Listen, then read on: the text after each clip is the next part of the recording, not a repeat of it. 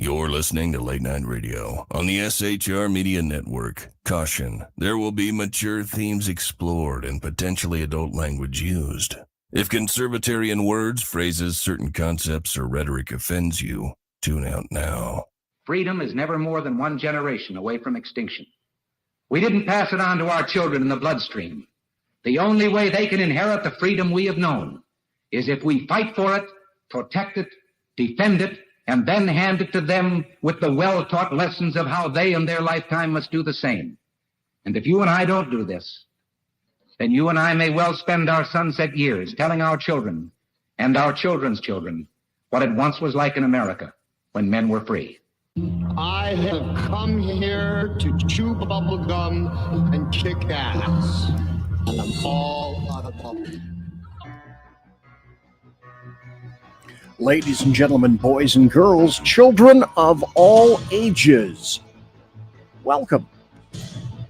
Welcome to BZ's Berserk Bobcat Saloon Radio Show, right here on the SHR Media Network, where I am broadcasting in an actual free state. I have to tell you, I'm always glad to be here. Thanks to everybody for tuning in tonight, or listening live, or listening in podcast, or listening in your truck, maybe playing it on your phone, listening inside the cab. American truckers, you keep California and the rest of the states, always spelled with a K, moving. I am your conservative Sherpa. I am guiding you throughout the maelstrom of Demorat, Leftist, and Globalist lies, chaos, deceit, and betrayal. And please note, what you're about to watch and hear on the show tonight consists of my opinions only and or those of my guests. No guests tonight. I am doing the job the American media maggots won't. I am fundamentally changing America, one leftist diaper at a time. And I got to tell you this, we don't water our drinks just like we don't water our conversations. We're still serving stiff drinks in the saloon along with facts, history, logic, rationality, proportion, context, tradition, and common sense for normal people. So, politics, religion, crime, culture, economics, race, sex, science, law. We talk about it all right here in the saloon, where the speech is free, but the booze is not. So tonight, we're trying some different things. I'm streaming live on Rumble. I'm streaming live at shrmedia.com. I'm streaming live on Twitch and the SHR Media YouTube channel. And I'm streaming on X to either, well, I thought it was my own X channel, but I think I'm streaming to the Two Against Tyranny channel right now. So I'm streaming all over the place. It is October the 3rd, the year of our Lord, 2024. As I mentioned, I am busy. And I'm trying out some new backgrounds. I'm trying out some new material. Let me show you this. Now, you're listening, obviously, to the SHR Media Network, which is this. You've seen this before. I'll be starting to show this, perhaps a little bit more. And I like that. That's a nice logo. And the other one that I'm starting to share is this, because I am, in fact, your conservative Sherpa at shrmedia.com.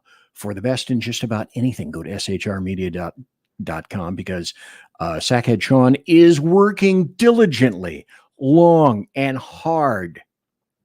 I mean hard. On shrmedia.com. I've got so much stuff right now. I could almost break this up into two shows. I know that I will not get enough time to do all of this. In the meantime, we're going to be updating some posts. We're going to be updating some breaks and some spots coming in here. We're going to have some new people who will be advertising on the show. My advertising is free. by the way. And of course, I hope everybody realizes that there is no paywall here at SHR. We don't charge. All you have to do, if you want to watch this live on Rumble, you can go ahead and jump in. All you have to do is just sign up. I want to emphasize that. I think perhaps I've been neglectful in telling people that if you want to be here in Rumble, because this is where I'm directly streaming to first, is Rumble, right over here, it's not a paywall. You don't need to spend any money. It's like a lot of other websites, if you want to look at some content, something like that, they want you to sign up. So, okay, sign up, no cash. Very easy. And because it's me, would anybody be surprised if technology wasn't completely cooperative with me? Well, we have some things to do and some places to be seen, and we'll start right here. The bloviating Zeppelins, HeyJackass.com Chicago death toll update. Courtesy of every leftist running that city. From the mayor, police chief, and every alder crap in the 50 wards. And so go to HeyJackass.com, HeyJackass.com, illustrating Chicago values, a city of big shoulders. And I told you last time this is why I do it, so I'm just going to jump into it right now. Final September totals versus 2023 in Chicago, a leftist Demorat stronghold. Shot and killed 45. Shot and wounded 253, total shot 298. By the way, that's up 10%. Total homicides 49. That's versus 2003. Week in progress, September 29th to October the 5th. Shot and killed 7, shot and wounded 46, total shot 53, total homicide 7. Year to date, this is impressive. Shot and killed 419, shot and wounded 2,002, total shot 2,421 persons, total homicides 473. That means that in the city of Chicago, run by Demorats and leftists, a person is shot every 2 minutes and 45 seconds, and a person is murdered every 15 minutes in Chicago, clearly illustrating Chicago values. The bloviating Zeppelins, HeyJackass.com Chicago death toll update. Courtesy of every leftist running that city. From the mayor, police chief, and every alder crap in the 50 wards. It's a great spot. I'm going to be having some more departments opening up. By the way, one of them will have to do with about how insane leftists are. But fear not. Don't think that I don't have some of these in store for you right now. Hello? Can you go? Producer. The bloviating Quiet. How about this? It's time for happy stories and good times. I knew I can do it. So here's a happy story. Let's take a peek at it. Judge rules that the Biden administration violated by the way, that should be the Harris Biden administration, violated environmental law in halting the border wall construction. So what occurred is a federal judge ruled in favor of a southern border rancher, an individual who had argued that the Biden administration had violated environmental law in its haste to reverse its predecessor's border policies in 2021. Now, this rancher's name is Stephen Smith.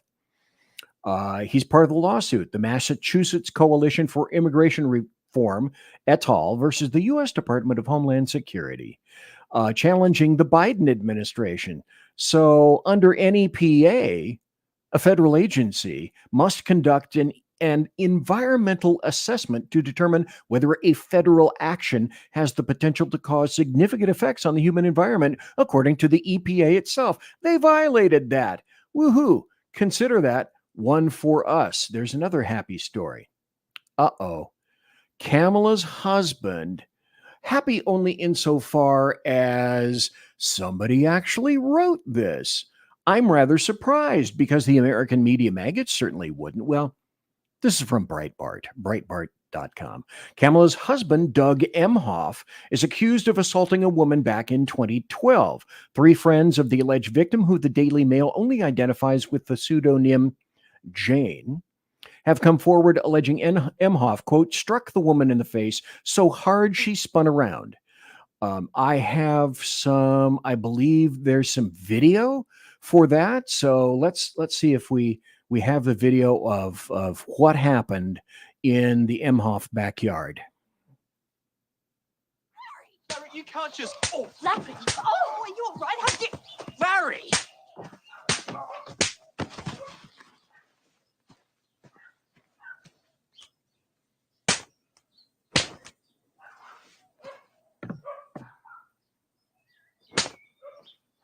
Righto. What's going on here? Oh, sir, I'm arrested. Oh.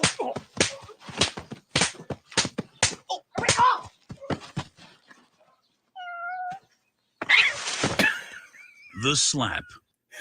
So it's really sad that something like that occurred. Don't you feel very sad? The poor people subject to Doug Emhoff. And if you happen to believe that's a real video, shame on you. Here's another happy story from American Military News. This didn't get out. I'm sure you're shocked as to how and why that this didn't get out. By the way, I'm looking over here. And already in chat, we have Simone Says and SP Lewis. So welcome to those people who are in chat. By the way, if you want to be in chat, the chat that I monitor is on Rumble, rumble.com. I just don't have the coordination or the producer or the smarts to be able to monitor any other location. So you can jump into our plush, sumptuous, palatial, and resplendent chat room. Go to rumble.com where you're watching the show right now and click on a little button that says live chat, and you'll see a whole bunch of really cool people that are in live chat. Be with them. Be one with them. Be unified with them. From the American Military News, 200 plus. Remember the 51 intelligence experts who testified and wrote this voluminous letter, false, that the Hunter Biden laptop was Russian disinformation. Of course, that was incredible bullshit. This is not. 200 former generals and admirals endorse President Trump. Over 200 retired U.S. military generals and admirals signed a letter on Monday endorsing former President Donald Trump over Vice President Kamala Harris in the 2024 presidential election. And this is significant because if you recall, it was Demorats, leftists, and the American media maggots who were crowing that, oh, Donald Trump has so disrespected our American military. Well, if that's true, then why was this letter drafted in the first place? It was released on Monday by Flag Officers for America, more than 200 retired military leaders announcing they were endorsing Trump for president. They described the upcoming November election as the most important election since the founding of America. And I got to tell you, quite true, I think that's correct. They described it not only as the most important, they also said, we are at an historical crossroad where we must either choose to stand for our Constitution and its underlying traditional values, which have made America great, or we continue down the path the current administration's top leadership is taking into the deadly abyss of socialism and authoritarian cultural Marxism. Absolutely true. Here's another story that kind of comes out of my backyard, if you will. Our governor is named Brad Little. Sometimes I like him, sometimes I don't. Today, I like him. Republican Idaho Governor Brad Little cheered Boise State University's women's volleyball after the team decision to forfeit their Saturday game against San Jose State, from California, always spell it with a K, who quietly added a trans player to their team in April. So Little applauded the team for ensuring player safety and continuing the fight for fairness in women's sports. He wrote, I applaud Boise State for working within the spirit of my executive order, the Defending Women's Sports Act. Little posted on Friday, along with the statement from Boise State Volleyball. We need to ensure player fairness and safety for all the female athletes, actual female athletes, and continue the fight for fairness in women's sports. I got to say, that's a happy story. Well, this one is too. Now, what I'm going to do with this is for the people that are watching, you'll be able to see the translation, but I'm going to speak the translation so that the people who may be listening later, either they if they're in a vehicle, they shouldn't be watching the show, or if they happen to be on Spreaker, which is audio only. So I'm going to set this up a little bit, and then I'm going to read the translation. So what happened is that Macron, the French president, started a fight with the Italian prime minister, Giorgia Meloni. So essentially what happened is she kind of wiped the floor with him. So you can hear her, and I will translate for you. Questo si chiama franco CFA. This is called the CFA franc. It's the colonial currency that France prints for 14 African nations, to which it applies seigniorage and virtue by which it exploits the resources of these nations. This is a child who works in a gold mine in Burkina Faso. That's an African country. Burkina Faso is one of the poorest nations in the world. France prints colonial money for Burkina Faso, which has gold. In return, they demand that 50% of everything that Burkina Faso exports ends up in the coffers of the French treasury. The gold that this child goes down a tunnel to extract, she's showing a photo, mostly ends up in the French coffers. So the solution is not to take the Africans and bring them to Europe. The solution is to free Africa from certain oppressors and allow these people to live off what they have. Well, boom, bada boom. If that's not a happy story, I don't know what is. Giving Emmanuel Macron a little dish of his own. Here's another happy story. This is from America First Report. Election integrity win. Federal judge deals blow to Arizona's Democrat Secretary of State. A federal judge, that's important, has temporarily blocked a rule put in place by Arizona Secretary of State that would have allowed him to certify the 2024 election, even counties delayed certification due to claims of voter fraud. So this judge, a federal judge by the name of Michael T. Liberty, said in his ruling that Arizona's Democrat Secretary of State, Adrian Fontes, risked disenfranchising voters. Stop. You've heard that word before, haven't you? Disenfranchising voters. That's the terminology that Demorats, leftists, and globalists use against us, conservatives. So, back at you. Risked disenfranchising voters by certifying an election, even if some votes weren't certified by the counties. This will allow challenges and even investigations to proceed if credible reports of voter fraud are made. So let's chat about this just for a second. I'm sure you've conjured, why do Democrats, leftists, and globalists want literally everybody to vote? If they could have it, they would have illegals voting as well.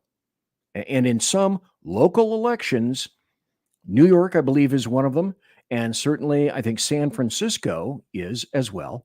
Illegal invaders can vote in local elections, like for mayor, that sort of thing. Not in federal elections. The push is coming for illegal invaders to vote in federal elections. And the only reason for that is for votes. Now, we've focused primarily on the southern border. There are stories coming out more recently that our northern border is becoming a little bit more porous than we would want from others coming in from other countries. And I've said before, I'll say it again, just for the leftist amongst you. I couldn't care if lily white Norway, the Netherlands, Iceland was on our southern border. I would feel the same way. Lonnie Poindexter's phrase, paint job, has absolutely zero to do with it. It's respecting the laws of the country with which you allegedly would like to become a member. And it's just for votes. Just for votes. Hey, over in chat, in the quiet chat, Sackhead Sean is wishing me a good evening. And also in the chat, go to rumble.com, hit on live chat. By the way, if you would, share the show. Share and share alike. Share the show while you're watching. And if you happen to be on Rumble, also do this. Please subscribe to the show. If you subscribe, I get a porcelain bunny rabbit. And or if I'm good, because, what's coming? Well, yeah, Thanksgiving is coming, but what else is coming? Christmas. If I get enough green stamps from subscriptions to Rumble, I can buy more vodka. Why wouldn't you want to do that for me? So, by the way, and I've also said jump into our palatial and sumptuous and wonderful chat room. So that was a happy story. Let's see if maybe there are more. Well, would it surprise you if there are? For the first time in decades, more voters identify as members of the GOP. A new Gallup poll says that a number of issues favor Republicans in the 2024 election because, sure, it's about the presidential election, but it's also about down ballot as well. We need to make sure that we keep and take Congress, the House of Representatives, and the Senate. It would be wonderful if we had the actual triumvirate of everything like Bush had, only he didn't have the huevos to stand up to everybody and use the power that he actually possessed, that he possessed, that the Republicans in the House possessed, that the Republicans in the Senate possessed. Because trust me, except there are some rhinos, I guess you could say, in the Senate and the House. But the job is, let's take the Oval Office. But the job is also, let's get the House and the Senate as well. So in an average of Gallup polls taken between July and September, 48% of voters surveyed either identified as Republicans or leaned Republican, while 45% of the voters identified as Democrats or leaned Democrat. 46% of voters thought the GOP was better able to handle the most important problems facing the country, as opposed to 41% who chose the Democrats. Gallup listed the issues that voters thought were most important, like the economy and immigration. It's the economy and it's immigration. Stupid. But here's the deal. And I will always, always, always say this. I go back to Mr. Helms. Mr. Helms was my civics teacher back in the 60s when everybody actually took a civics class. And the only thing I remembered from that class was this phrase: Democrats don't win elections, Republicans lose them. Most every election has been ours to lose. Don't do it now. That means that you have to show up. If your state can vote early, lawfully, do it. I'm going to do it. If the Demorats can do it, we can do it too. If it's legal, get out the vote. Get out the early vote. Register people. And mostly, if you wait until November 5th, get out there, whether it's raining or storming. Get out there and do it. Now, you've probably heard what do I have? I got about 4 minutes before the bottom of the hour break. You've probably heard that there's a Hurricane Helene that has decimated good portions of the eastern coast, Florida, Georgia, the Carolinas, on up. Those have kind of historically been Republican strongholds. So would it surprise you to know or realize that people on the left side of the aisle are hurrahing the fact that, not kidding, there are numerous, I have more videos than you can shake a stick at tonight. I won't be able to play them, of people crowing about how folks that were impacted in these states by the hurricane, good for them. You know, they probably deserved it because it also keeps them from voting. And that's how these people think. So that was a happy story. Let us move on if we can. We're going to talk about this because things have changed. Now, the dock workers strike was, I believe, 3 days old now. And it locked up a ton of ports. And because of doing so, people like myself went out and thought, you know, what's going to happen? I'm going to go to my storage facility and I'm going to use the TP that I had from 4 years ago when I was stocking up from COVID. Well, apparently the dock workers union did arrive at a tentative agreement. And what they've agreed to do is, as they negotiate back and forth, they've put the strike off until I believe it's January 15th.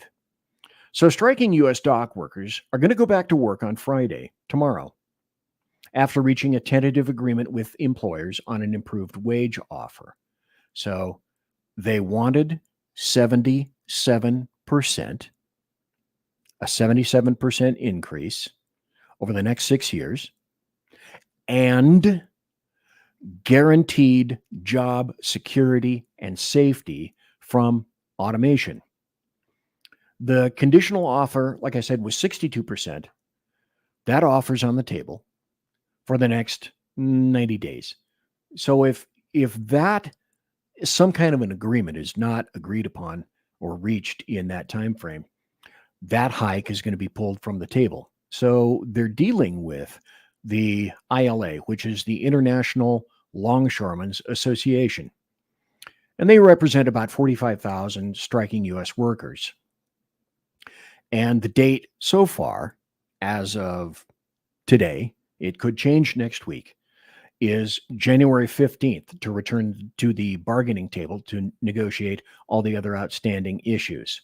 So they have decreed up until January 15th, effective immediately, all current job actions are going to cease and all work covered by the master contract will resume.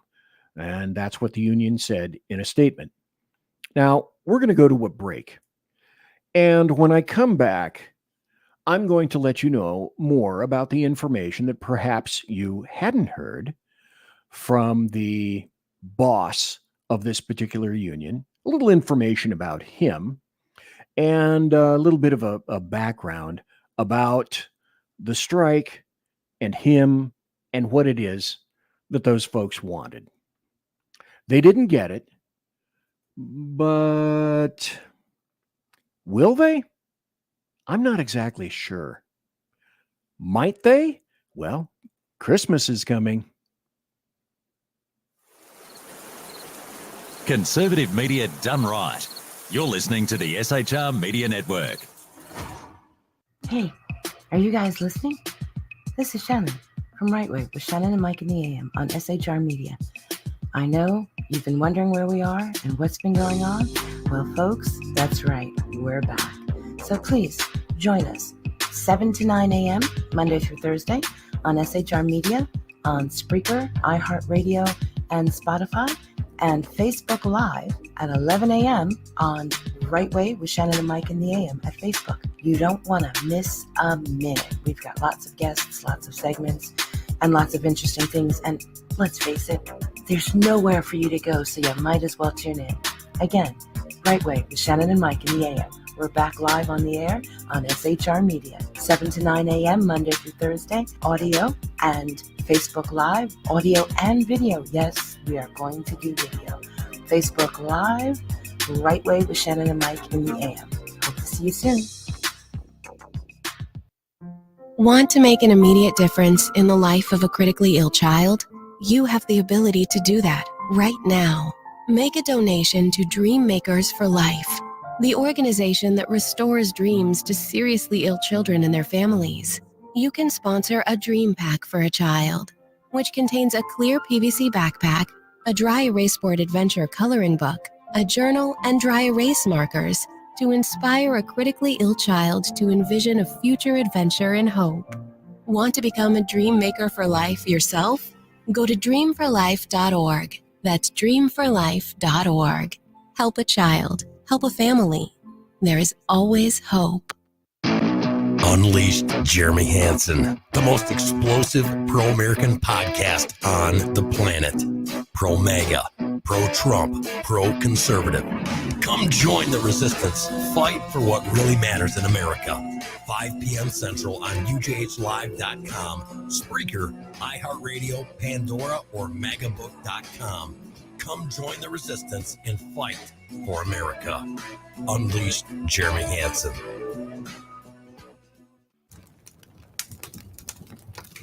Do you value yourself, your family, your friends? Want to know more about how to survive, thrive, and stay alive in these dynamic times? Listen to Around the Campfire with Kate, Thursday nights and Sunday nights at 8 p.m. Eastern, 5 p.m. Pacific, 7 p.m. Central, only on PSN TV. That's Around the Campfire with Kate. News that nobody in the MSM wants to report. Remember, train hard, train smart to survive, thrive, and stay alive. Conservative media done right. You're listening to the SHR Media Network. And I am BZ, one each. The first half hour is gone. Vumo, like that. Most rapidamente. I have good news coming up on potentially two fronts. So welcome back. Jump into our sumptuous palatial chat room. And Resplendent, I keep forgetting Resplendent, which looks something like this. And also, if you would, subscribe to the show. Just click that little subscribe button, and then right next to it, kind of at the bottom, is a little thumbs up kind of thingy like that. So click the subscribe button, and you'll get notifications for future shows. And let me know that you like the content, and we will keep producing the content because we hope that you do, in fact, like it. So a couple of things. We have a new member we hope will be coming very soon, a new member to SHR, which is Earl Jackson. Now, Earl is Big E Jackson. He's in charge of Mission Ready Men. And we hope to have him on SHR sometime in the not too terribly distant future. We're still hammering out negotiations, what kind of a car he's going to be driving. He's angling for the Mercedes. We're angling for the Daihatsu. That's the one with a little flatbed on the back. But hey, it's cool because you can move stuff if you need to, like your Christmas tree or frozen turkeys, something like that. We're haggling with the contractuals right now. And then there may be somebody else who's coming back to radio who was just on one of our promos there that you listened to. And I'm going to try to see if he would like to consider simulcasting on the SHR Media Network. And by the way, I should also say this, go to shrmedia.com for great content, if you will, pretty please. That'd be wonderful. Well, we were talking about the dock worker strike. And there's something kind of, I don't know, a little off about what happened. I have to kind of put it in this fashion. How tone deaf are these guys? Apparently fairly tone deaf. When was the last time that you got a 77% raise for anyone, anywhere, for any organization, or any union, ramping up in 6 years. And on top of that, you got a guarantee. Your job is guaranteed. It's immured. It's etched in stone. Dankety dank, dank, dank. The chips falling where they may. When's the last time that happened? And then something odd also was happening. We'll get to the storm. We'll get to the funding. That's a separate issue unto itself. But I'd like to play this. It's one of those videos where you look at it and you listen to the guy, what he's saying. He's a trucker. Now, what he's saying is factual because it's backed up with facts. And I've read the story on this any number of times, just not here in the saloon yet. But let's listen to what this guy has to say. And then his information will be backed up. But this is one of those things where, what? Who? Why? And for what reason? Because there are people behind this.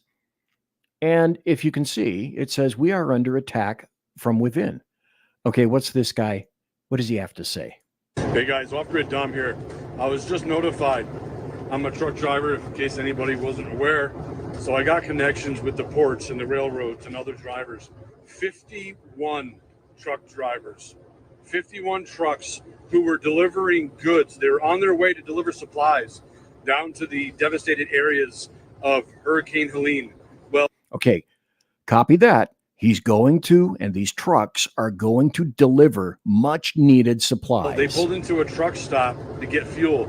Every single one of their trucks, all their tires were slashed. Every one of them. Yet, all the other drivers that had nothing to do with what they were doing, they were okay. I'm sorry, if you don't see a problem with that, does anybody else find that highly questionable?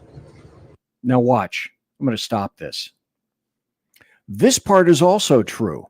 Now, what he's doing is he's discerning a difference between truckers who were driving relief supplies in a truck stop who had their tires slashed and all the other truckers who had nothing to do with relief supplies were untouched.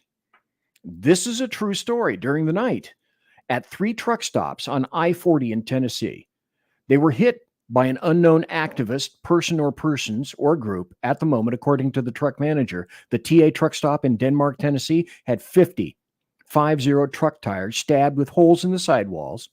Then at the Love's truck stop at exit 126 in Holiday, Tennessee, where 5 tires, sidewalls stabbed several times on the driver's side were cut on a particular truck, and several other trucks as well. One guy had 9 tires stabbed on his truck. Then at exit 163, Love's truck stop in Dixon, Tennessee, was also hit with tires stabbed on the sidewall of the trucks. Companies have put out alerts for their truck drivers. And then another trucker on another story that's not in this said that as he began to drive, something was wrong with the truck and the tires, got out to discover that the lugs on his wheels had been loosened. Now, to me, and especially if you are a trucker, that's not only dangerous, that could be considered an attempt essentially to kill you. By the way, in case you're curious, if you're an independent trucker, you pay for those tires. Those tires can be up to $500 each. If the wheels themselves are damaged, that's even more. But this is a story that occurred. Now, you better be asking yourself, okay, to what end? Why? Who? What doesn't want relief materials to get to much needed states that are in critical distress right now? That's just one of those situations, one of those stories where you have to ask yourself, cui bono? Who benefits? I don't know. Is this at the behest of the government? Does someone just hate the United States and doesn't want necessary emergency supplies delivered? I wish I had an answer for that. I do not. Now, I told you before the break, I would give you a little bit of information about this guy, the union boss, Harold Daggett, and he's behind and coordinating these strikes. They did come to an agreement today, and it's going to be a certain percentile, not the 77% that they initially want, and it's going to be up for negotiation. That will expire January 15th. So they have agreed tomorrow, Friday, if it's Friday where you are right now. That's not yet Friday on the East Coast, but it's closing in. They're going to be going back to work at the ports. But this guy, Harold Daggett, now, have the American media maggots said much about him? Not particularly. Who was negotiating? Why were they negotiating? Why weren't they negotiating before? And why was the Commerce Secretary for the United States of America a cabinet position? Why wasn't the Commerce Secretary aware of what was going on? Because essentially, the ILA was telegraphing this strike for quite some time. So apparently, this Harold Daggett dude, I did the math. He makes $173,000 a year from his local. And then the rest of that money comes from him being the boss of the ILA, International Longshoremen's Association. So I did the math, and he makes $901,000 a year. That's almost $1 million. So this dude is a millionaire. And apparently some people thought that he may have been linked somehow to the mafia. As I said, he's a millionaire, makes almost $1 million a year. He is a staunch advocate for blue-collar workers. He owns a yacht, and he drives a Bentley. Now, I've heard two stories. He drives a Bentley, and he drives a Maybach. Well, a Bentley, depending on what year it is, if you bought it new, can range anywhere from $200,000 to $250,000 for a car. Now, a Maybach, if in fact he has or had a Maybach, was originally made by the company Maybach itself. They have a history in racing, and then they were later bought up, I think, by Daimler-Benz, which is basically Mercedes, in right around 2003, somewhere around there. Well, if you bought a Maybach 57, for example, when they were made by Maybach, depending on what you got in the car, they would be around $450,000 to $500,000 each for a car. So if it's a Mercedes Maybach, only about $250,000. If it was an actual Maybach, like a 57 or the limo version, yeah, depending on how it was spec'd, you'd be running about anywhere from $300,000 to $400,000 to possibly $450,000. No problemo. But he's in charge of the guys that want a 77% raise. Also, last year, he threatened to shut down the 36 ports covered by this union if money-crazy shipping companies refused to issue wage hikes and protections for workers against industry automation. So here's the deal. This industry, like so many others, is facing the contra-temps of automation. Has your job been automated? Perhaps it has. Perhaps there is some kind of automation in the future. AI is pretty much going to guarantee automation of many jobs on many levels. But during times of inflation like this, something tells me that this dude and this strike is just a wee bit tone deaf. And so, in my opinion, not a particularly good look on the ILA. And not a particularly good look for a guy who is beyond damned wealthy. Just kind of keep that in mind before you start going, I feel so bad for the dock workers. You ought to read everything you possibly can before you weep for the dock workers. Now, are their jobs potentially automatable? Maybe. A lot of that is coming in the future. We'll have to wait and see. But wouldn't it be nice if somewhere you had a union that was negotiating for you, that no matter how much money it saved, well, your union just was strong enough to say, our jobs are more specialer than anybody else's jobs. So I guess you can't fault the union. You can't fault the workers for trying to protect themselves. But in today's day and age, there was a time during the exploding railroads, for example. Yeah, being belonging to a union ended up being the difference between being trampled upon by the railroads, which were essentially paramilitary organizations having come from the Civil War, and the leaders, the administrators of most railroads, were generals, and that's how they ran their railroads, like a paramilitary organization. And then, of course, many union workers were shot and killed in strikes.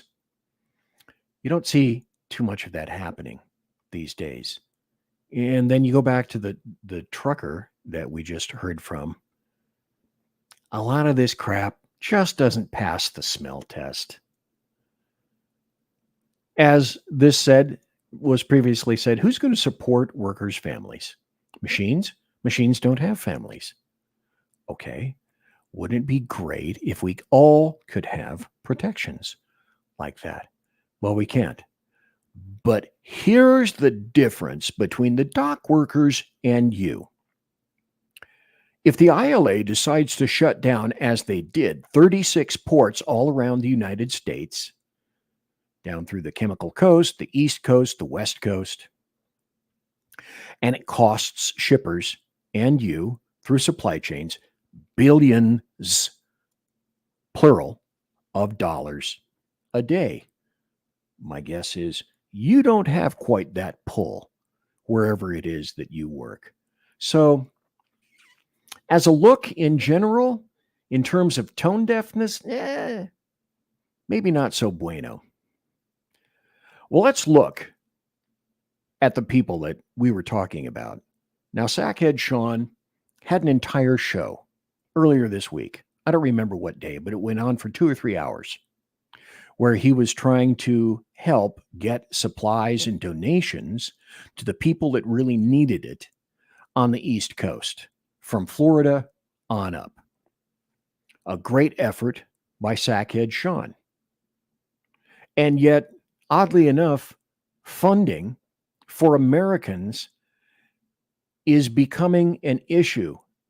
So here's a story from ABC News indicating that FEMA, Homeland Security, DHS, Secretary Alejandro Mayorkas said, well, we might not have enough funding to last through the hurricane season. Really. I'd like to throw a few things up in front of you for comparison. The offer was, through the Harris-Biden administration, $750 for Americans in desperate need. Many of them lost everything, including family. Many of those people don't know where their family members are. There are hundreds dead and hundreds missing. And if you've been witness to any of the videos or the still photos, and you've been watching TV, it's a terrible, terrible situation. In the meanwhile, back in D.C., $250 billion is spent in Ukraine, which, now, this is some interesting math. Note how this works. Ukraine has a population of plus or minus 38 million. So what that works out to be is $6,500 per person in Ukraine. Oh, and how much do actual Americans who are affected by Hurricane Helene get? Yeah, $750. This is another interesting aspect. Now, so far, the United States, by way of the Harris-Biden regime, has given 24 billion, that's low, to Ukraine. Money to Israel, $1,950,000 to Ethiopia, $1.6 billion to Jordan, 1.6 to Egypt, 1.1 to Afghanistan, 1.1 to Somalia, 1.0 to Yemen, our enemy, 987 million to Congo, 896 to Syria, $9,000 per illegal well, they say immigrant, I'll say invader, that has entered the United States. And Americans who lost everything to Hurricane Helene get $750, courtesy of FEMA. So let's see. When everything is perfect in a perfect world and you get your check for $750 despite having your entire world ripped out at the roots, let's see. If there's a Costco left, I guess you can go to Costco and that'll take care of the Costco and maybe the gas in your car that you probably already lost too. So I don't know, maybe you're walking to Costco. This is from Florida Rep. Anna Paulina Luna. $941 million of FEMA funding went to illegals. She says it's unacceptable and should be illegal. This could be used to house Pinellas County residents. And this. Well, leftist strongholds want you to be sure that you're on the electric grid. So this is an interesting notation, things that helped me survive Hurricane Helene. A gas car, a gas stove, a gas hot water heater, a gas chainsaw, and cash. Things that were useless during Helene. Electric cars, electric appliances, debit cards, the city bus, the government, diversity, and my tax dollars in Ukraine. So Mayorkas is saying the agency is being stretched as it works with states to assess damage from Hurricane Helene and delivers meals, water, generators, and other critical supplies. And it struck Florida and then went up north. So he wasn't specific, DHS Secretary Mayorkas, about how much additional money the agency may need, but his remarks on Air Force One underscored concerns voiced by President Joe and some lawmakers earlier this week that Congress may need to pass a supplemental spending bill this fall to help states with recovery efforts. Okay. Anybody besides me wanting to vomit because of this?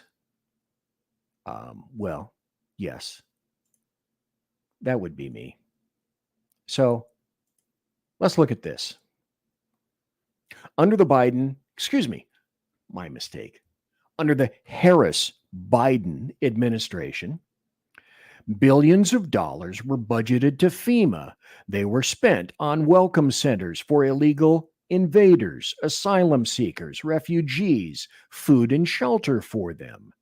The U.S. stockpile of transformers and other electrical equipment for U.S. disasters, the majority of those were given to Ukraine gratis.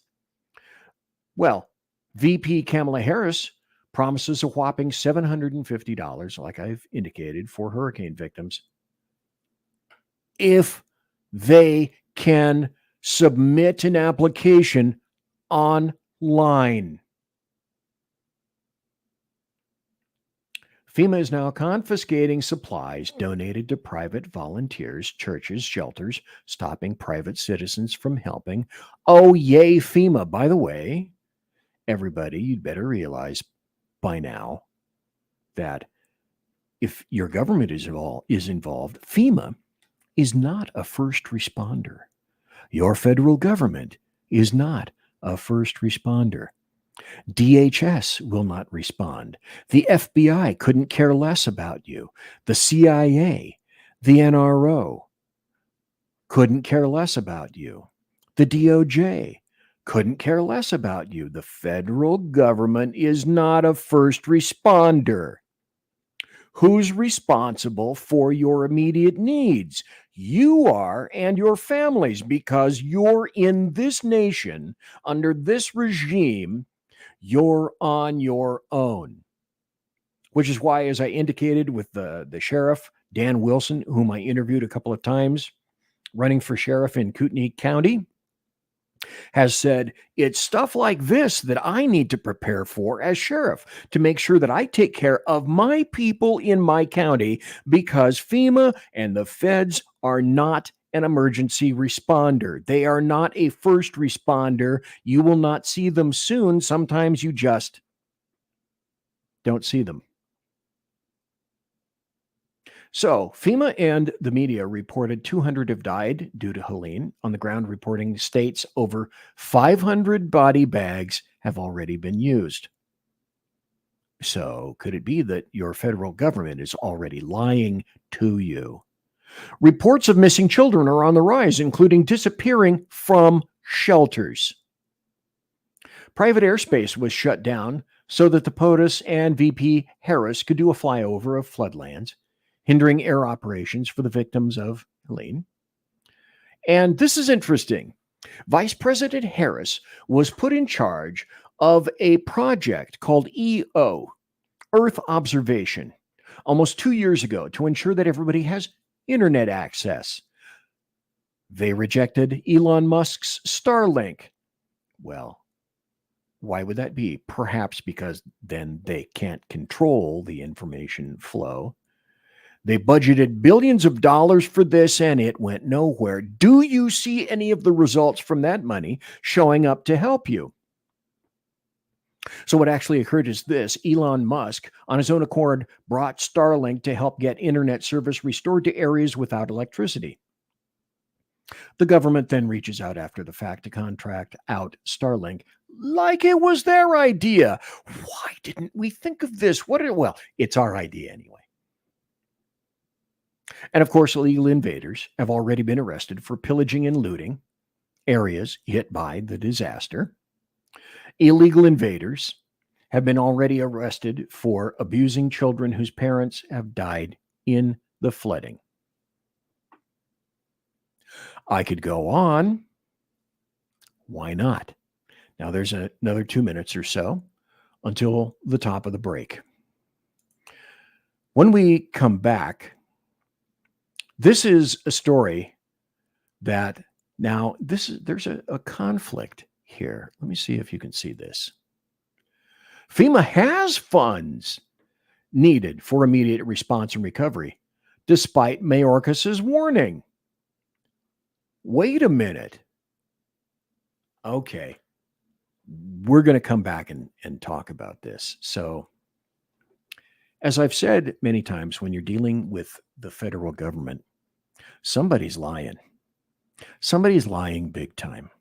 So either Mayorkas is lying, or the people who are on his administration that aren't in his immediate regime, are they lying?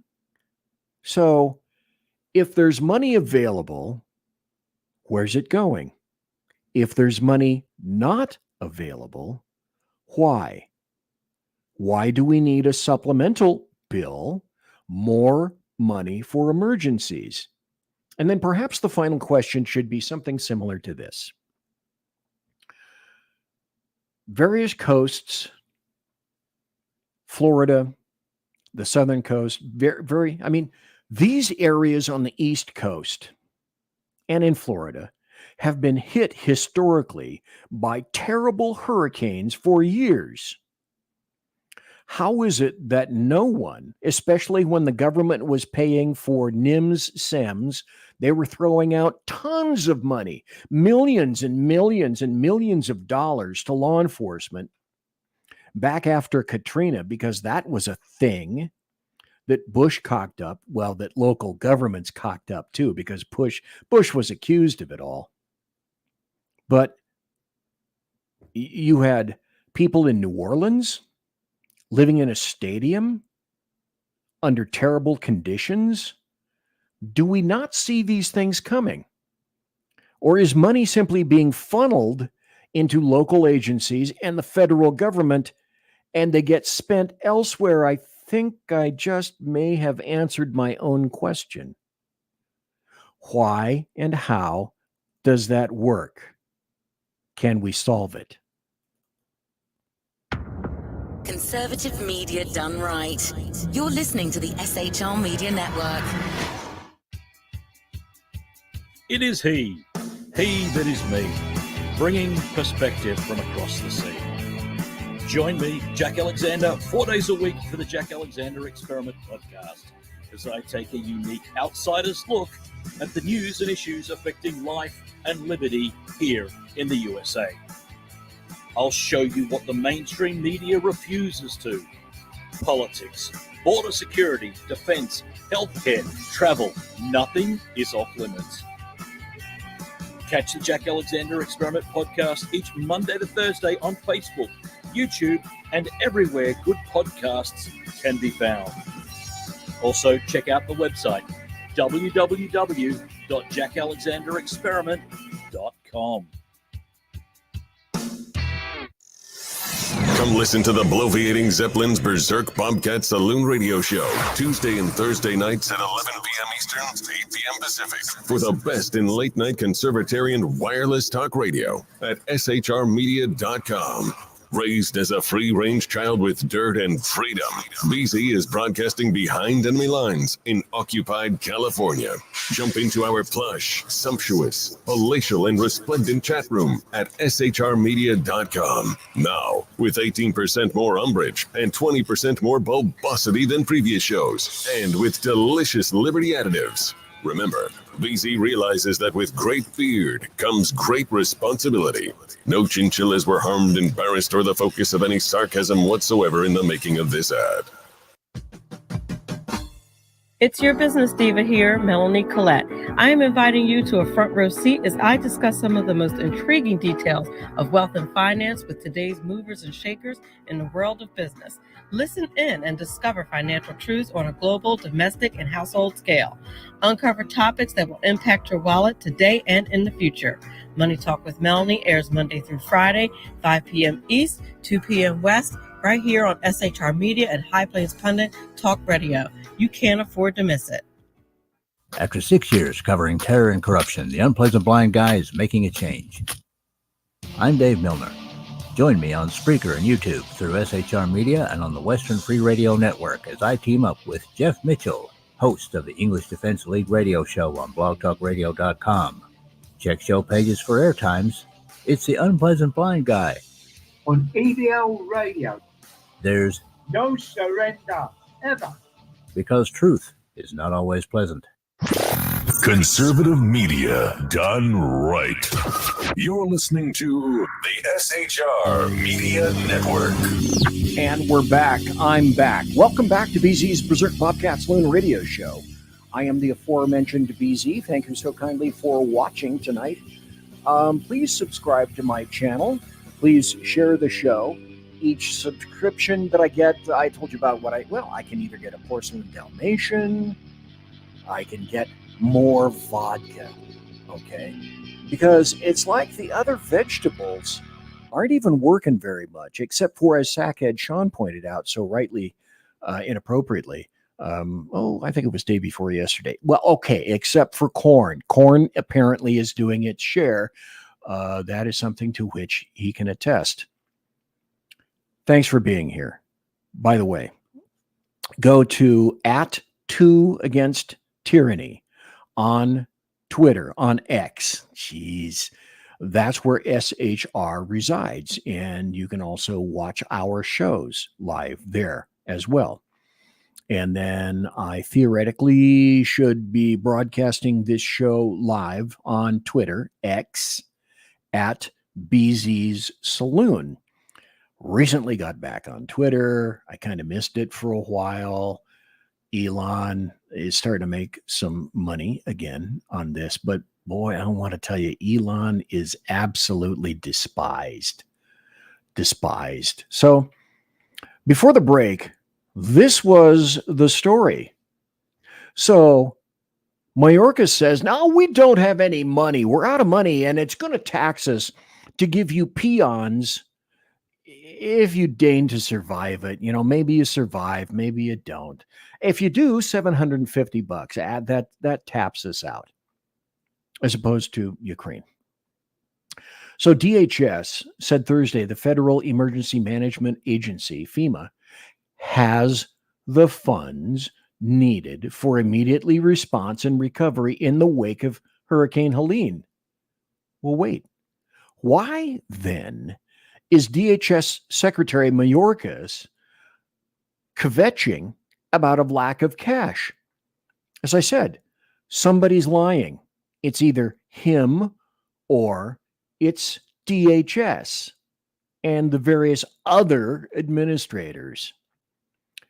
I'm going to say it's Mayorkas. Let's also bring up this. Let me stop this for a second. I discovered this. See, the nice thing about being back on Twitter, let me get out of this for a second. The nice thing about being back on Twitter is the more media and more stories I can acquire and bring to people, because I am your conservative Sherpa. I'm guiding you through this maelstrom of chaos, and it's damn chaos. But being back on Twitter, X, allows me to see other additional stories that probably, I wouldn't have been able to see on, say, Facebook or some other social media sites, because leftists are not quite in gonad-crushing control yet of X, Twitter. So we discovered that there are some citizens now being denied aid by Kamala Harris's FEMA. Nobody I know, this guy is going to say, has had immediate assistance. I went on FEMA, I applied, and I immediately got denied. So let's listen to what this gentleman has to say. I just saw the video of Kamala Harris in my hometown, Augusta, Georgia, speaking to people like everything's going to be okay. She's sitting here telling us that go online, apply. Well, okay, hundreds of us still don't have power, internet services. Sure, we can get to it. We can fight. We can apply. We can get on it for immediate assistance. Well, I went on because we split. We went to Columbia right away and got our hotel room. Now, luckily, we're in an Airbnb. This is a place that we get to live. I get to give my kids some hot water, some power, some food, just some comfort, something to help them know that this is going to be okay while our house is back home destroyed and filling up with water. The floors are caving in. Hundreds of people. That's happening to everybody around the city. Like I said, we still don't have water, still don't have power.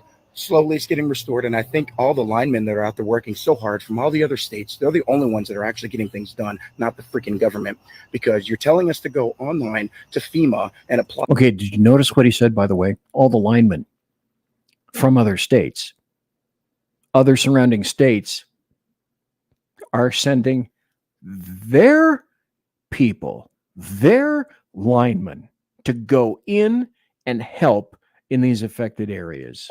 And you'll get immediate help for $750. Well, okay, I went on FEMA, I applied, and I immediately got denied because apparently I have homeowners insurance and that's going to cover that. And okay, sure, I know it will. It'll get taken care of. Thank God we're all safe and alive. I know it's just things, it's a house, but it's not immediate. And I don't know, what is she talking about? I have no idea. Nobody I know has had immediate assistance. Nobody's $750, what, to our Cash App? What are you going to get? How are we going to do this? How are we going to get this? So then if we get the $750, that'll barely cover the groceries that we've all lost in our freezers and refrigerators and everything. Also, there's thousands of pine trees, just like this one, and oak trees and all these trees all over the entire city. Power lines are everywhere. They're ripped apart. Poles are down. Transformers are down. It's going to take weeks to get this repaired in some places. So people are going around. There's tree people that are going around riding through neighborhoods. Hey, you guys need help? Come on. Some of them are trying to get you to sign a contract right there on the spot. No quote, no money down. We're just going to get to work. Okay, so then a lot of times you have to bring in a crane. There's trees on all these houses. So now we have to get a crane to pick up the tree. Okay, the crane rents $3,500. Awesome. And then the groundwork is, I was told, $150 per hour, $185 per hour, just until the work's done. And you just have to trust us that it's going to get done, and you have to pay out of pocket, and then your insurance will cover it, and they'll cut you a check. And so $750, man, that's sure they will. That'll definitely take care of it. I don't know what I want her to do, but just that was flat out insulting. And she just didn't seem to have any regard, any care for what was going on. They flew her into our literal airport, drove her right to a disaster place, set her up a little podium with, oh, look at this house with trees in it. This looks awesome. Let's do this. Man, I bet you she didn't spend 10 minutes driving around looking at that place. I have no idea. But it's so, and I know we don't even have it as bad. We have deaths in our area, but we're, compared to people in North Carolina who are absolutely trapped. And by the way, if you haven't seen some of the videos and some of the photographs coming out of North Carolina, it's like you're in an apocalyptic scene from a movie. Then add deaths. Then add the stink of death. Animals, people, pets, all of it. The entire town's gone. This thing completely obliterated the Southeast. And I don't know what to even do to fix it. I don't have answers. I don't know. But I know that her coming on and saying immediate help, $750 is going to be given to those. What the hell is that? What are we supposed to do with that? And what immediate help? What are you talking about? People are going knocking door to door. Who has power? Who has don't? I mean, it's pretty easy to tell who can have power and who doesn't. It's just, and then what are you going to do? You're gonna give them $750 right there at the door? Is that them? Is that what's happening, or is it going to be sit tight? We're coming. Here's some cheese and some bread. Well, you can understand his concern, and the thing about him is he at least readily admits he's not in the worst situation. So I'm telling you, ladies and gentlemen, boys and girls, learn lessons. Life is here for you to learn lessons. And lesson number one is this federal government couldn't give a shit whether you live or die. Actual Americans are not their priority. Not now, not in the past.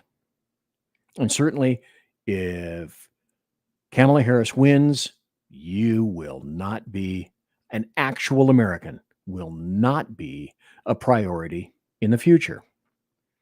Learn this lesson. Be prepared. Crazy things can and will happen now, and it will only get a little bit more crazy and nutty in the future. Now, I want you to hear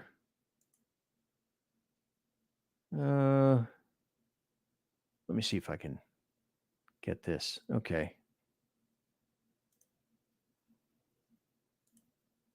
Oh, I'll go to this. I'll do this first. There's another person, and I found this on X, on Twitter. If you have little kids within the sound of my voice, and I have made and am attempting to continue to make an effort to tone down my F and S words. Sometimes poop and nasties just slip out. Be advised, this next video for, 2.5 minutes, something like that. This is unexpurgated emotion from people who are directly affected, and these are not happy people. And you can understand their anger and their concern because we have seen this material before and we have not learned. Government has not learned There are, I am sure, well, we know for a fact billions, multiple billions of dollars have gone to people that don't deserve it at your expense. I had to come outside of my house to make this video because my family is, they're traumatized right now, okay? In case you missed it, FEMA's got no money to help anybody in our country. FEMA, they're done. FEMA spent their money on housing fucking illegals and giving fucking debit cards and fucking housing and, whatever they can do. You want a ticket? You want to go to fucking, the Florida Keys? No, we'll send you down there. Go enjoy the Roosters. And that's what Mayorkas said. They're out of money. FEMA can't do shit. So there's dirty, and I'm gonna say a cocksucking piece of shit vice president. You know what she said? Oh well, we're gonna give you $750. $750? Oh, you big fucking spender. You big fucking spender. How about this? How about you keep your fucking money? You go enjoy your fucking Julia Roberts, Oprah Winfrey fucking put on a show because you're trying to win an election bullshit, okay? You might want to take your fucking VP and get him some lessons in being an adult and get him some fucking diapers because he definitely soiled his pants last night, okay? Let us handle this. FEMA, fuck you. America, it's time to step up. We are going to step up. We are going to deliver, and we are going to go into North Carolina, Tennessee, South Carolina, Georgia, Florida, wherever we have to go because we take care of ours. And I'll tell you right now, you're in New York City, you're a fucking illegal, get your ass out of our hotels. Get your fucking ass out of our hotels. You know what? Fuck it.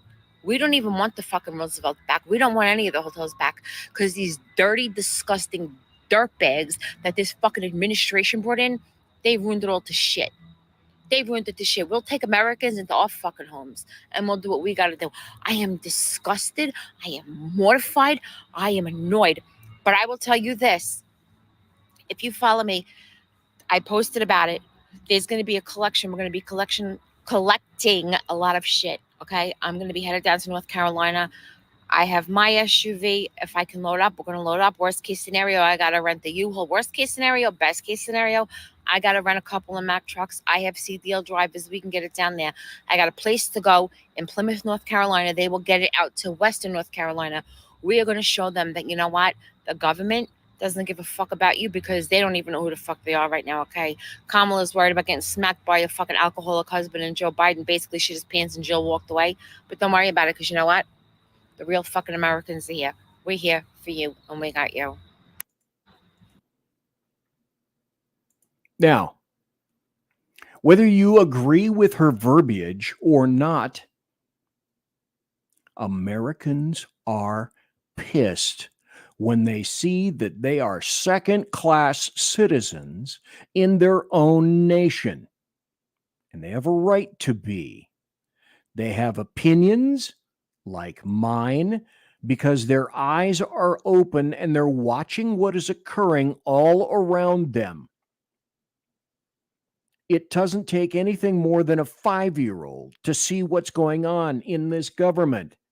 If you pick up and take nothing from this show tonight, it should be, you are on your own.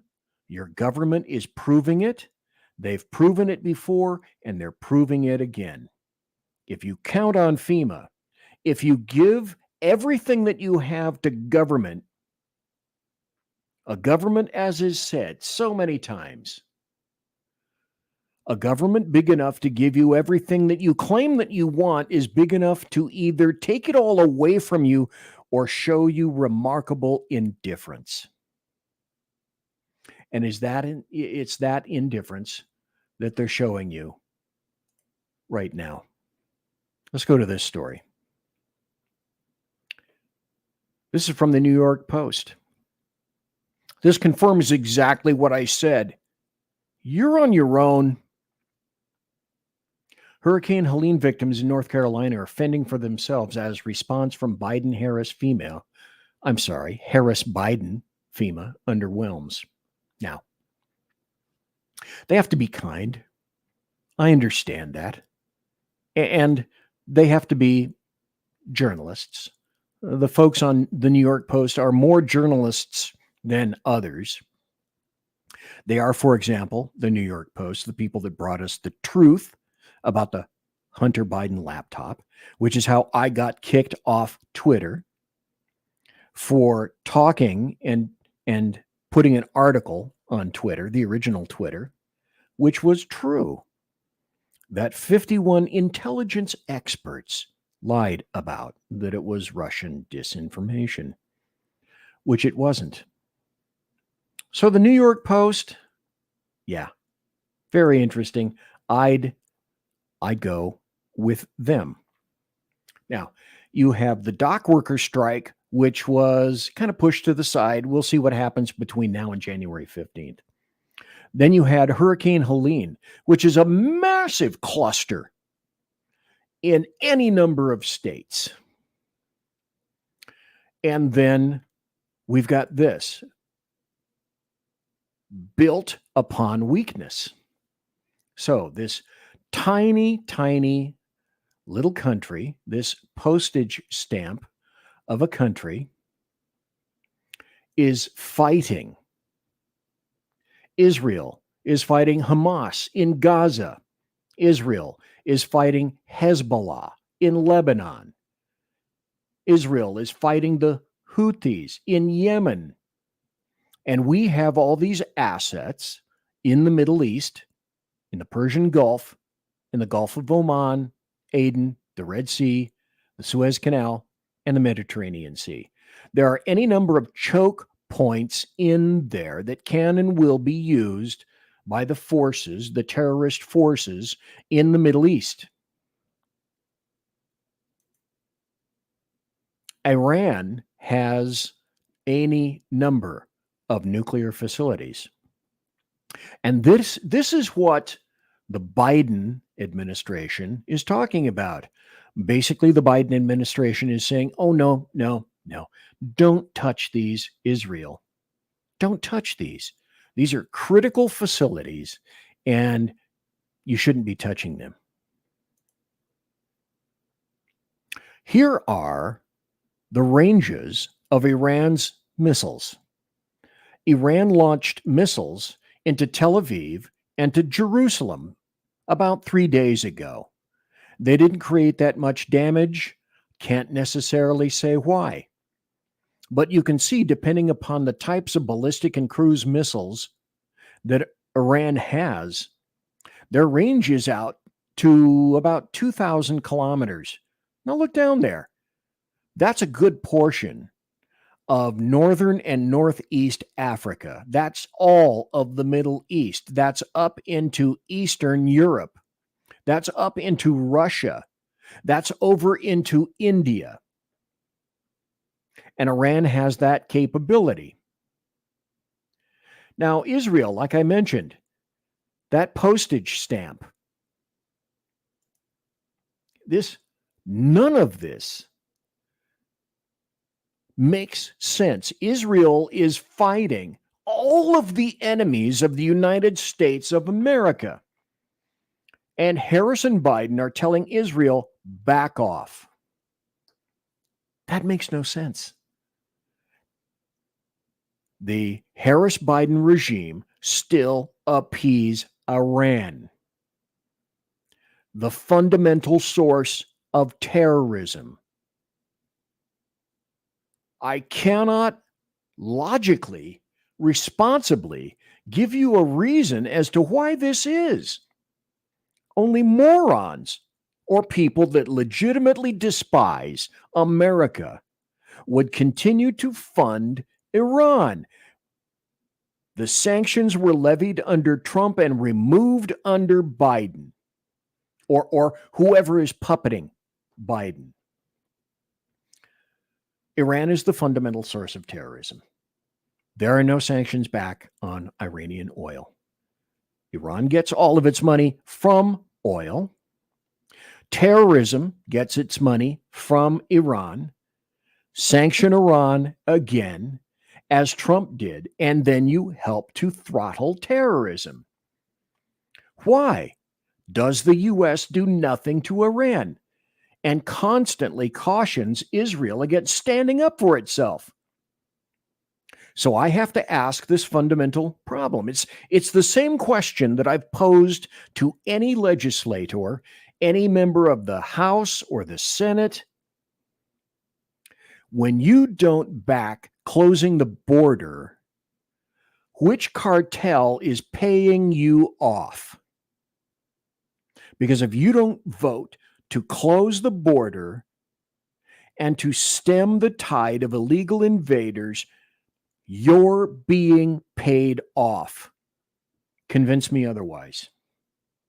So with regards to Iran, the Middle East, terrorism, you have to ask yourself, who is paying off Harris, Biden, Obama, and all the other assholes who are running DC right now? Because they're being paid off. Ukraine is nothing but Biden's laundromat. And you don't, if you're Biden, you don't want your laundromat to close or to fail. So that's why Biden's laundromat takes precedence over you. Good to know. Your federal government doesn't really much care about you. Now we're going to go a little bit further. This is a story that you can read if you wish. Let's see if I got it here on shrmedia.com. And the story is, MSNBC producer admits to helping Harris in the debate. Now, James O'Keefe, he had a little tete-a-tete, a little blow up, a little dust up between himself and, well, I don't remember what they were called before, but he had to give it up. James O'Keefe had to give his prior originating baby up. So he's still doing what he did before, getting in and talking to people undercover. So James O'Keefe, the founder now, because he got kicked out of his own group, of O'Keefe Media Group, he released another undercover video today. And he's talking to an MSNBC producer who works on the opinion show A-Man. I don't even know what the hell that is. I don't know who the person is. I've never watched it. Don't much care. But apparently it's a show on MSNBC, which clearly is getting worse ratings than the Parakeet Training Record and the Tibetan Bell Ringing Channel. The producer insulted MSNBC viewers, stating that the network has made their viewers dumber over the years. Now, here's a video excerpt. You can go to see this at shrmedia.com. Here's a video excerpt, and let's see. So do you feel like MSNBC is doing enough to help the Harris campaign? I mean, they're doing all they can. Meet Basil Hamden, a writer and producer for MSNBC's weekend show, Iman. Basil also reveals that, quote, what her message of the day is their MSNBC's message of the day. What have they done to help the Harris campaign? Amplify her message. What her message of the day is their message of the day. Beautiful. Hamden revealed that MSNBC is the Democratic Party's mouthpiece. Of course. And is doing anything to get Kamala elected.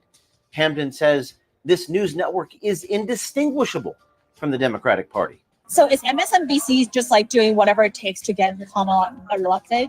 Yes. It hammers home the point that I'm making, that this news network is indistinguishable from the party. Are they just the Democratic Party's mouthpiece? Exactly. MSNBC is the Democratic Party's mouthpiece.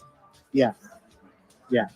Basil calls MSNBC viewers brainwashed and states that MSNBC made their viewers dumber over the years. Okay, we're going to stop right there because I got to take a break.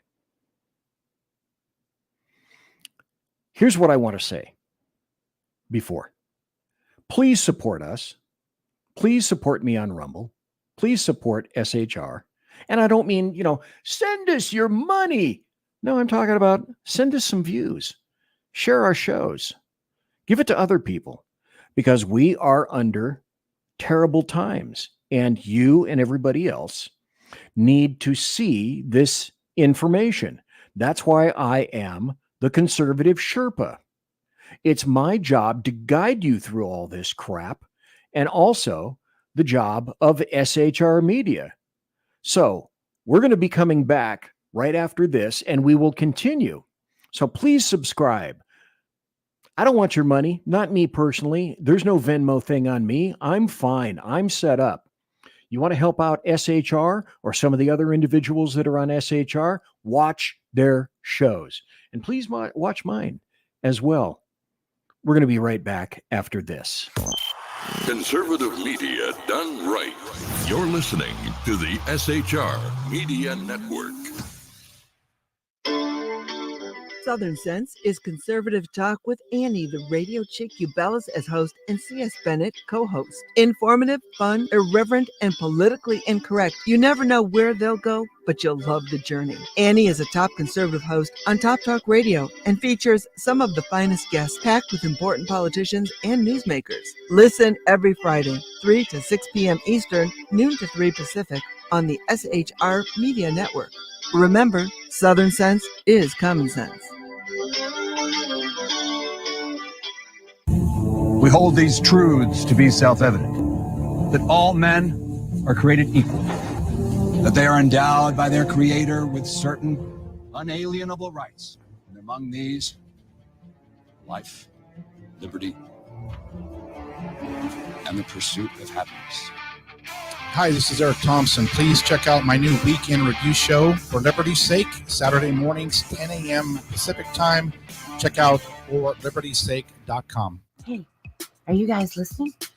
This is Shannon from Right Way with Shannon and Mike in the AM on SHR Media. I know you've been wondering where we are and what's been going on. Well, folks, that's right. We're back. So please join us 7 to 9 a.m. Monday through Thursday on SHR Media, on Spreaker, iHeartRadio, and Spotify, and Facebook Live at 11 a.m. on Right Way with Shannon and Mike in the AM at Facebook. You don't want to miss a minute. We've got lots of guests, lots of segments, and lots of interesting things. And let's face it, there's nowhere for you to go, so you might as well tune in. Again, Right Way with Shannon and Mike in the AM. We're back live on the air on SHR Media, 7 to 9 a.m. Monday through Thursday, audio and Facebook Live, audio and video. Yes, we are going to do video. Facebook Live, Right Way with Shannon and Mike in the AM. Hope to see you soon. Conservative media done right. You're listening to the SHR Media Network. Ladies and gentlemen, boys and girls, children of all ages, it's the final hour here in the saloon. But we'll tell you what that means in just a moment after the music passes. There's a new story that just came in, and it was sent to me by Sackhead Sean. And you can watch his show tomorrow, Edge of Liberty, on shrmedia.com at noon Pacific. And let me see if I can translate the times. That would also mean at 2 p.m. Central and 3 p.m. Eastern. So Sackhead Sean sent me this that I can only display part of, but you'll get the gist of it. This is very interesting. Elon Musk has said he'll attend the Trump rally at the Pennsylvania shooting site. We'll see how that pans out. But that's just sort of a breaking news kind of thing. Let's continue with MSNBC and James O'Keefe, who was saying that, by the way, MSNBC is in the tank. And they're in the tank for anything Demorat. They're in the tank for Kamala Harris. They're in the tank for Waltz. Whatever the Demorats say, MSNBC will dance, dance, dance, boy, dance. Continue, James O'Keefe. Viewers get mad at the guests or the host if the host were to criticize Democrats. They've made their viewers dumber over the years. I think brainwashing and dumbing down. It's bad. Aggressive. I get it. Helps Trump. And when she's delivering these messages now, I think she keeps getting better. Kamala Harris is telling the truth. The hate Better. campaign against Kamala Harris has begun. They purposefully pronounce her name wrong. But as a black woman, the product of a mixed marriage, she's an inspiration. I don't know, Nicole, vote for her or don't vote for her, but isn't it great to just have a positive conversation right now? Sure Last is. week, we saw Vice President Kamala Harris's first mainstream media solo interview of her presidential run with MSNBC's Stephanie Ruhle. Many people were stating how much of a softball interview it was. Here's a clip from that. I just want to ask you yes or no. At any point in your life, have you served 2 all beef patties, special sauce, lettuce, cheese, pickles, onions on a sesame seed bun working at a McDonald's? Yes or no? That's what passes for journalism for leftists. And it's very clear MSNBC is in the damn tank for anything that the Demorats say. So you say you want a revolution, the Beatles asked, and you say you want election interference. Well, how about this? How about this? A series of tweets which have been collected into one article from Jonathan Turley. Jonathan Turley is one of just a very slight handful of actual journalists left in the country. And so remember what happened a day or two ago? Let's let Jonathan Turley tell us about it and the concomitant election interference. This is from his, I think it's his Twitter feed or his X feed, because this got assimilated by threadreaderapp.com, which tends to put all this stuff together. So Jonathan Turley writes, Judge Chutkan, as expected, has ordered the release of the Smith filing weeks before the election. Smith fought unsuccessfully to try Trump before the election, but has now been allowed to release this scathing report. Jack Smith was clearly eager to get this out before the public debate, despite Justice Department policies that encourage prosecution to avoid acts that would be viewed as trying to influence an election, which this is precisely. This is election interference, dude, timing is everything. Jack Smith, is trying to thread the needle in this filing to get around the Supreme Court immunity decision. Notably, Smith removed evidence from the new indictment, but kept the same claims, including conduct that seems to fall within protected areas. Jack Smith is just categorically claiming that, quote, at its core, the defendant's scheme was a private one. He extensively used private actors and his campaign infrastructure to attempt to overturn the election results and operated in a private capacity as a candidate for office. We're releasing this less than a month before the election. What Jack Smith was not willing to do, Jonathan Turley points out, is to reduce the underlying claims. The new case is to indictments where shrinkflation is to products. Same package, just less content.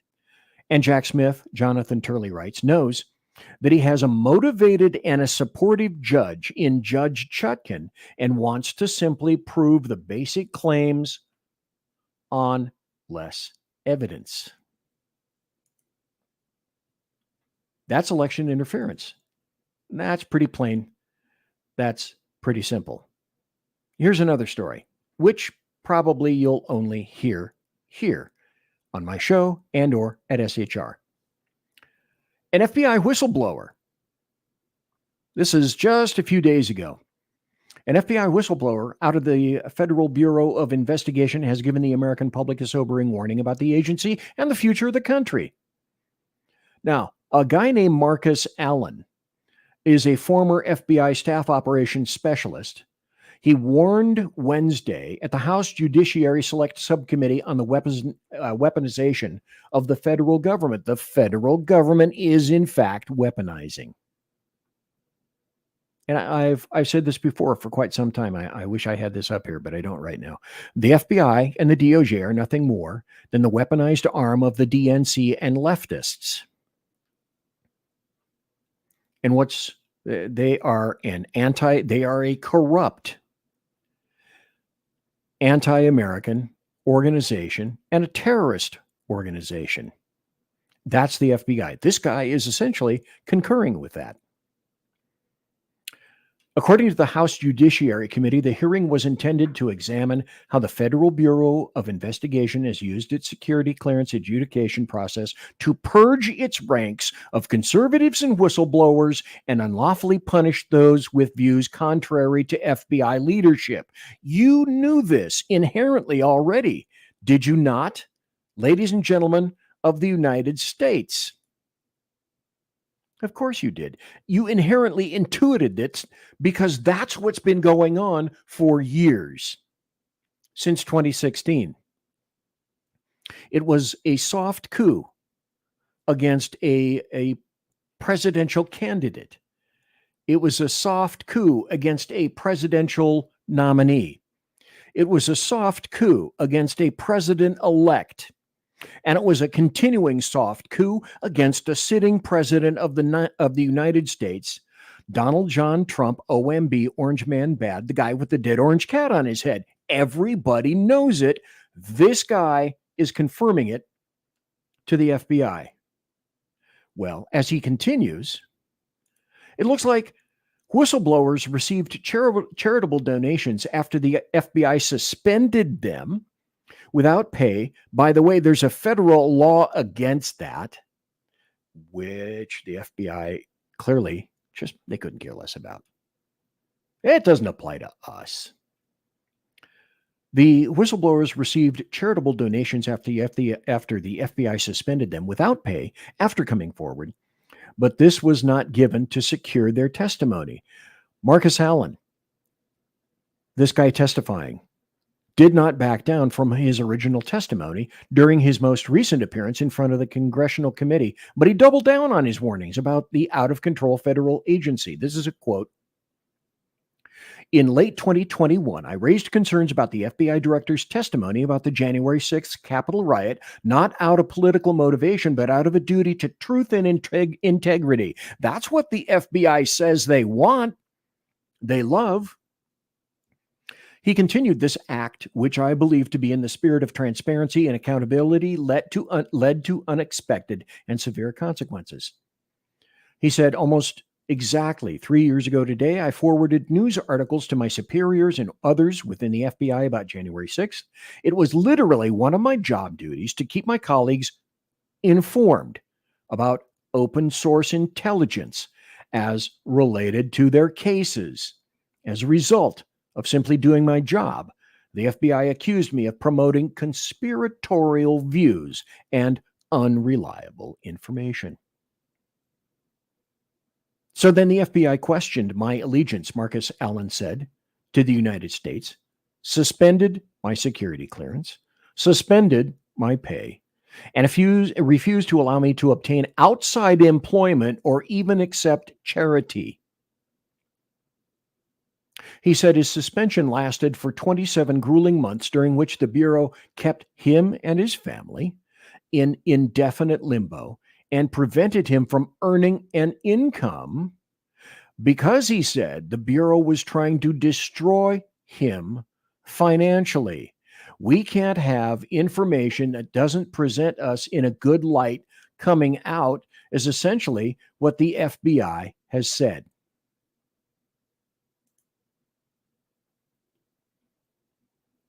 Those are the people that are allegedly supposed to be concerned about your rights. And then we go back to November 5th. This is such a good video. I want to play it every time that I can on my show. So let's, again, from the words of Cammie Cackler. My values have not changed. Reduce red meat specifically. Yes. The Boston Marathon bomber, they should be able to vote. I think we should have that conversation. Sure. Abolish ICE. Yeah. Would you ban offshore drilling? Yes, and I'm in favor of banning fracking. I am prepared to pass a Green New Deal. I support a mandatory buyback program. We're not going to treat people who are undocumented cross borders criminals. The idea that more police equals more safety, that's just wrong. Policing, as we know, goes all the way back to slave patrols and that idea. Yeah, you are absolutely right. Where do you stand on defund the police? We need to take a look at these budgets. Do you ban plastic straws? I think we should. 70 to 80% tax rate. I think that's fantastic. Chipping now to the Minnesota Freedom Fund. How dare we speak Merry Christmas? Yeah, I am radical. I do believe that we need to get radical about what we are doing. This is why I love this video, because it is her in her own words. Understand what things mean. And understand the lies that go along with it. Remember January 6th? Remember all the lies that were trotted out against Donald Trump. No one covers this. No one keeps this tweet that Donald Trump issued on January 6th of 2021. 3 years ago, still lives large in the minds of most every Demorat, leftist, and globalist. No one wants you to see of that ilk what it is that he wrote specifically on Twitter. 3:13 p.m. I'm asking for everyone at the U.S. Capitol to remain peaceful. No violence. Remember, we are the party of law and order, respect the law, and our great men and women in blue. And he also said, go to the Capitol peacefully to protest. I keep that tweet just because no one wants you to see that.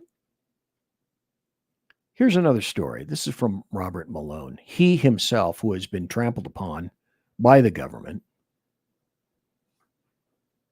Transcripts. The government lies to you, ignores you, belittles you, and leaves you out unsupported.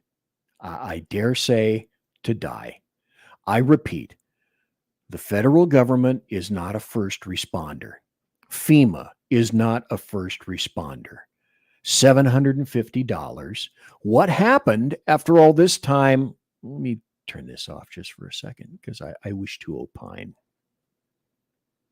What do we know about the citizens of East Palestine, Ohio, from that toxic train spill from BNSF? What did they get besides ruined water and ruined futures and a life probably rife with cancer because they're just hicks in some stupid Ohio town? Screw them. And what happened to the people in Maui from all these wildfires? And why did some of the government officials look as though they kept people from exiting the fire? What's happened in Lahaina, in Maui? Do we hear anything more about it? No, we don't. The government would rather that just go away. Like you cheap little morons, you redneck white people in East Palestine. You can just go away. You are no account. You're a flyover state.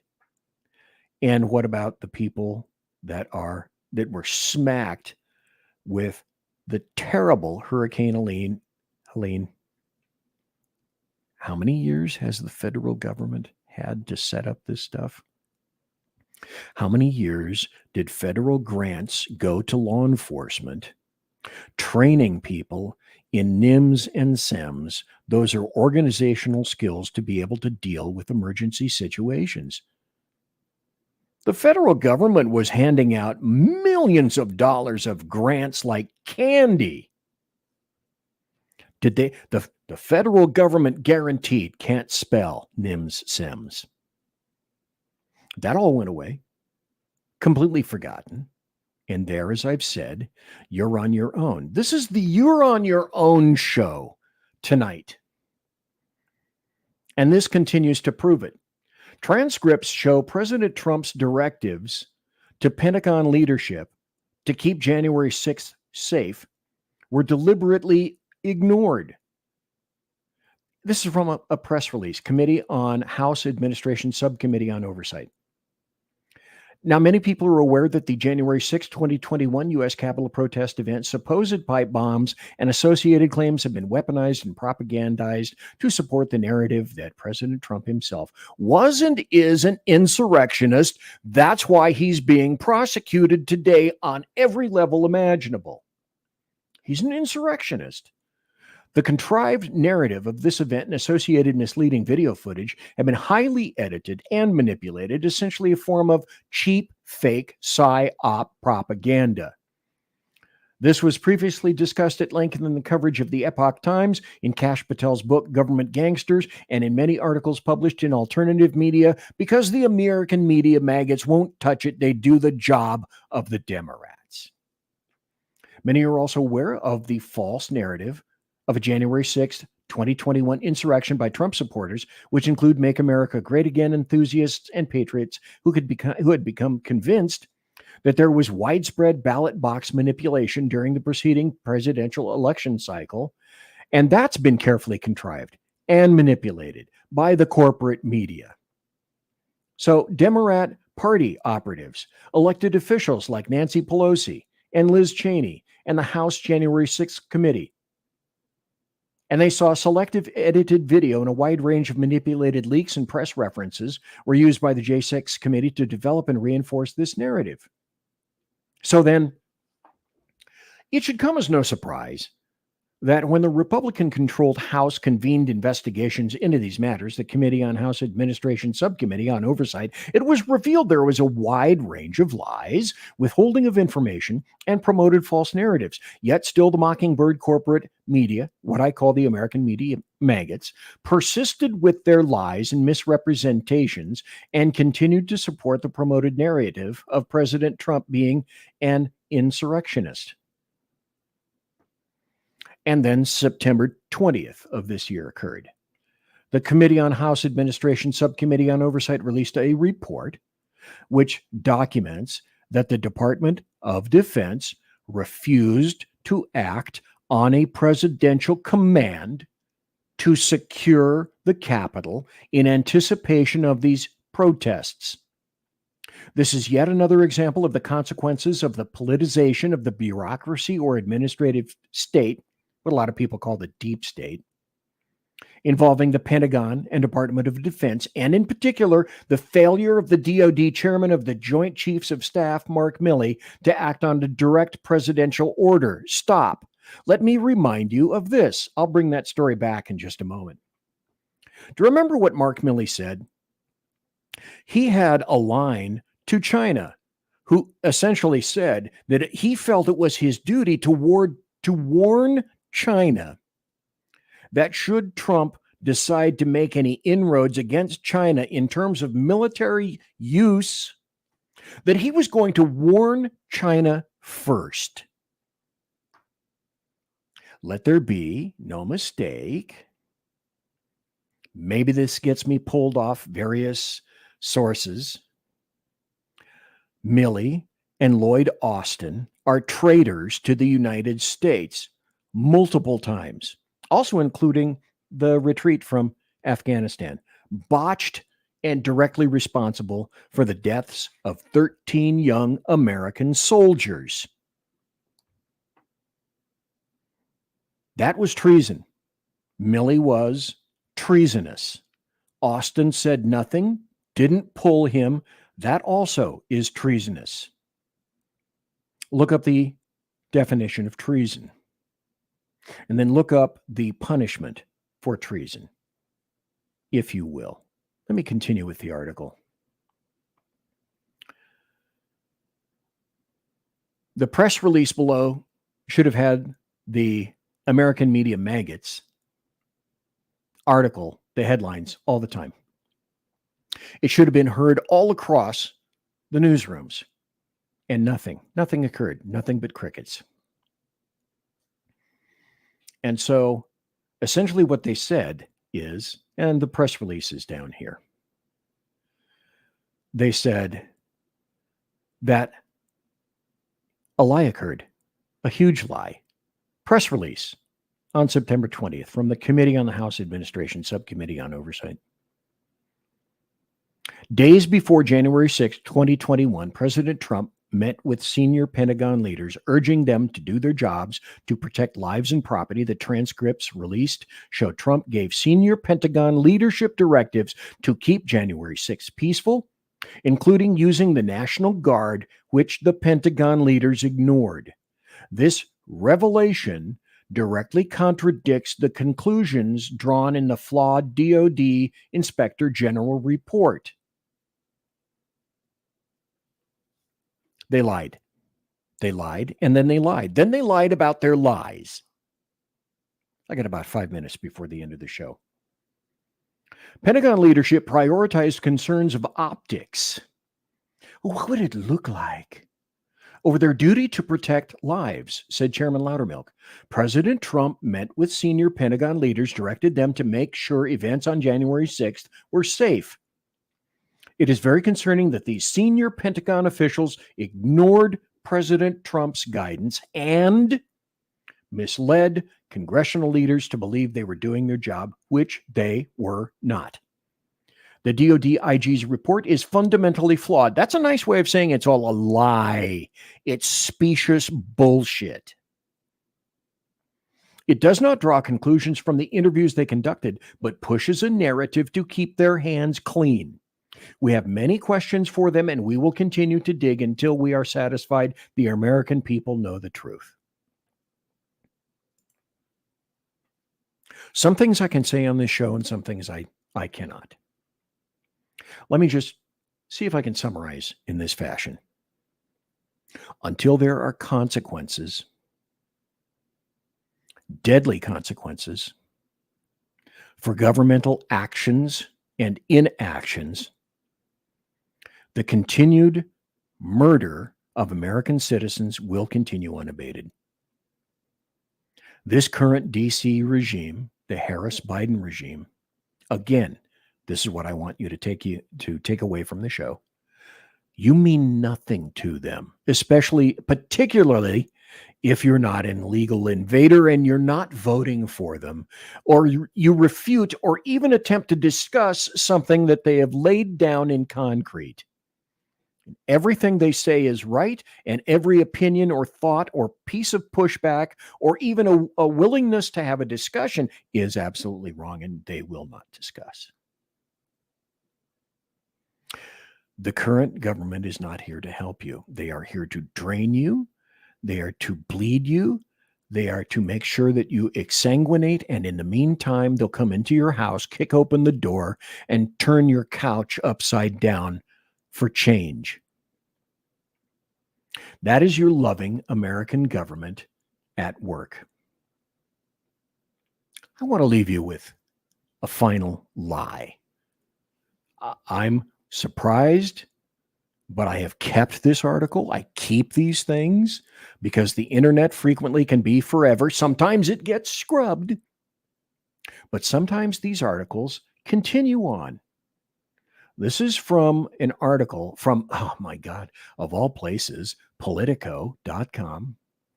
And let me see if I can throw this on the screen.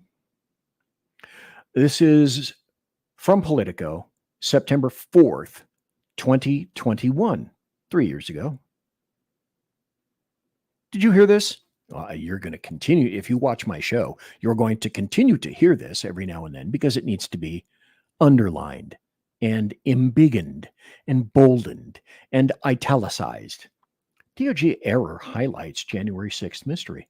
Where was Kamala Harris during the January 6th attack? Bet you haven't heard this. You're going to continue to hear it from me. When pro-Trump rioters attacked the Capitol on January 6, lawmakers and Vice President Mike Pence fled for safety. Until recently, the Justice Department contended that Vice President-elect Kamala Harris was among them. But DOJ is now moving to correct the record, acknowledging in court that Harris was in fact away from the Capitol during the riot and only returned later to cast the key votes that certified her own ascension to the vice presidency. For those of you who just tuned in, let me again emphasize, she lied. She lied. She lies. She currently lies and will continue to lie in the future.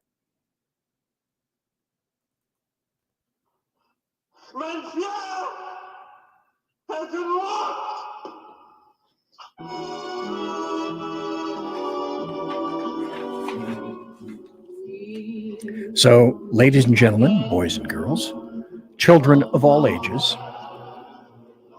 thank you so kindly for listening to the Bloviating Zeppelins Berserk Bobcat Saloon Radio Show, live and direct right here on the SHR Media Network and on Rumble, the SHR Media Group. If you want to contact me, I'm really active now, sort of active on Facebook. But I'm really active now that I picked it back up on my Twitter page at BZ's Saloon. Twitter X. At BZ's Saloon. Promotional consideration is by the Lockheed Martin Skunk Works and also by Shure and Electro Voice microphones and by the Arrakis Arctalk Blue that I am using currently, and also, of course, from Pratt & Whitney engines delivering thrust you can trust. Tiaras are by My Little Pony. And of course, thanks to my personal KC-135 Kettle One refueling team, with whom I will be consorting in less than 10 minutes, about 50 feet away from where I am sitting right here. Thanks to everyone listening live. Thanks to everybody listening in podcast. Listen to Edge of Liberty tomorrow at noon Pacific. I'm BZ. God bless. Take care. Everybody be safe. Everybody quiet down now and get some sleep. Night, everybody. Night, Mama. Night, Ben. Good night, everyone. Good night, Mama. Good night, Daddy. Good night, children. Good night, Daddy. Good night, Elizabeth. Good night, John Boy. Good night, Jim Bob. Good night, Jim Bob. Good night, Jim Bob. What's going on? I was asleep. What's everybody doing? Good night, Good night, Jim Jim Bob.